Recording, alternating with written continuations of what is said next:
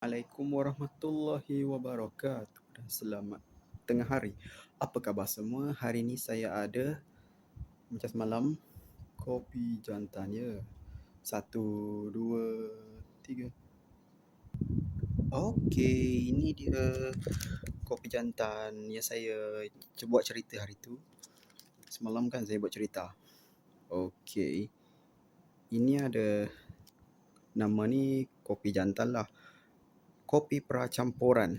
Tapi ada daun of Olia. Nama ini ada gambar daun. Logo dia If Olia nama dia. Okey. Tapi ni ada halal Malaysia. Ada halal kan. Ni ada 25 kilogram. 25 gram lah.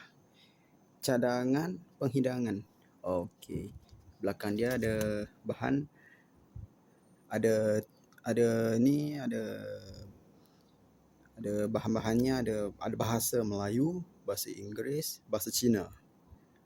Tapi ada kilang ni dibuat dari kilang dari Kedah, Malaysia. Alor-Setar.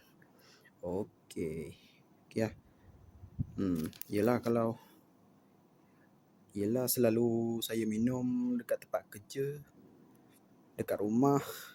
Tapi ada kawan saya minum. Minat pula kopi jantan kawan saya minum. Dah lama dah dari Perak lagi.